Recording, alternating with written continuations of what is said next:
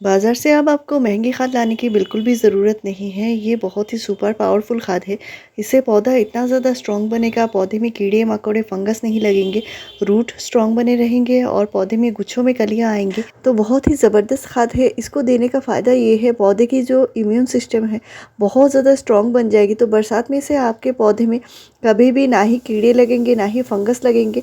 पौधा जो है बहुत ही ज़्यादा हेल्दी बनेगा और गुच्छों में कलियाँ बनेंगी। पौधा अगर स्ट्रॉन्ग नहीं है, पौधे की हेल्थ अच्छी नहीं है, तो कभी भी पौधे में अच्छी फ्लावरिंग आप नहीं ले सकते। और इसके लिए ये सुपर स्ट्रॉन्ग खाद देनी है और इससे मिट्टी भी उपजाऊ बने रहेंगे। पौधे के जो रूट हैं वो ताकतवर बनेंगे। रूट जो है अपना न्यूट्रिशन खुद ब खुद ले पाएंगे और इतना ज़्यादा पौधा हेल्दी बनेगा। आगे जाके पौधे की ग्रोथ बहुत ज़्यादा हो जाएगी और पौधे में बहुत सारे कलियाँ भी बनेंगे। पौधे साल भर हेल्दी रहेंगे और इस खाद को आप साल भर इस्तेमाल कर सकते हैं, कोई भी प्रॉब्लम नहीं है। इसे आपके पौधे में साल भर गुच्छों में फूल बनेंगे। और एग्ज़ोरा के पौधे में कैसे ज़्यादा फूल लेनी है, इसके लिए मैंने पहले से वीडियो शेयर करके रखा हुआ है।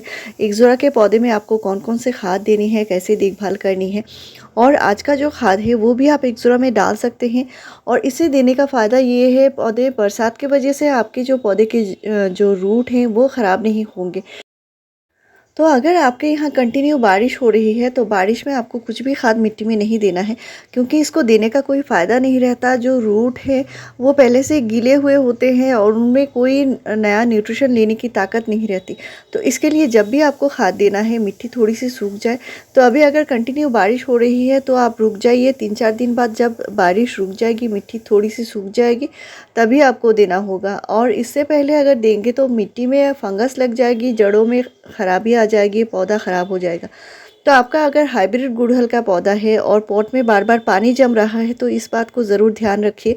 पॉट में पानी बिल्कुल नहीं जमने देना है, नहीं तो हाइब्रिड गुड़हल का पौधा बहुत जल्दी ख़राब हो जाएगा।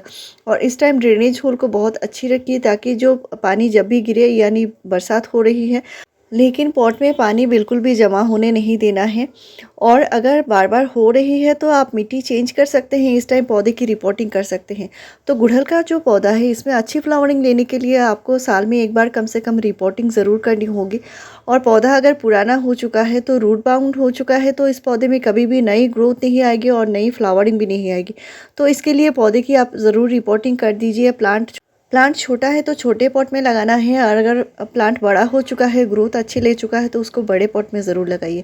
छोटे पौधे में कैसे ज़्यादा से ज़्यादा फ्लावरिंग ले सकते हैं, इस पर मैंने कई सारे वीडियो शेयर करके रखा हुआ है।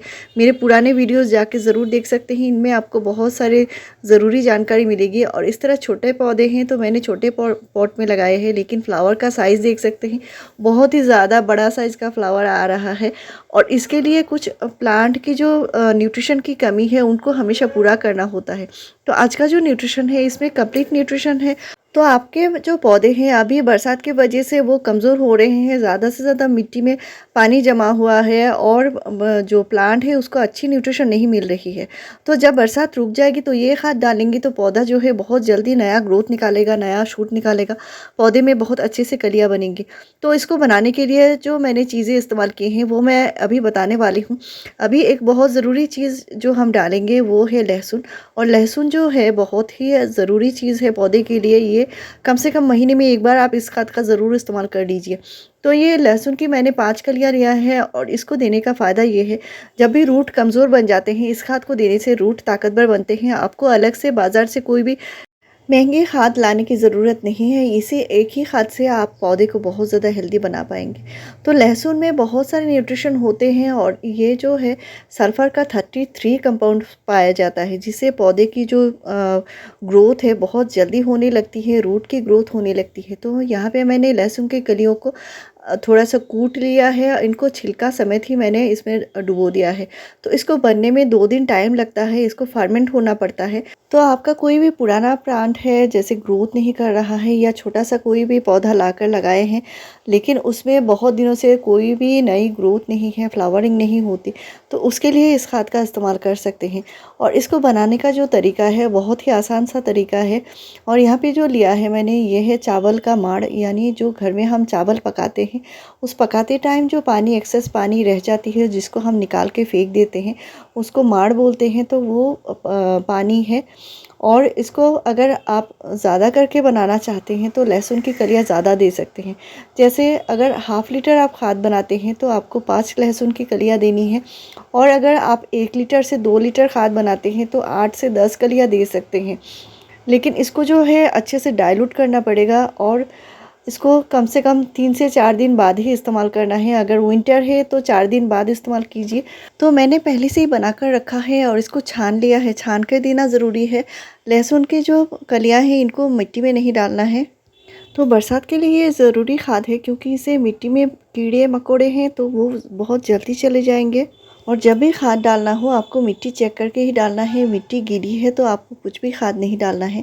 पौधे में बार बार पीले पत्ते आ रहे हैं तो आपको फंजीसाइड ज़रूर देना होगा। इसके लिए साफ या बेबिस्टिन दोनों में से कोई भी इस्तेमाल कर सकते हैं। 2 ग्राम फंजीसाइड यानी हाफ़ टी स्पून फंजीसाइड मिट्टी में ज़रूर डालना है। मिट्टी गीली है तो मिट्टी के ऊपर हल्के से स्प्रिंकल कर देनी है और हल्की से मिट्टी को गुड़ाई करनी है, लेकिन पानी नहीं डालना है।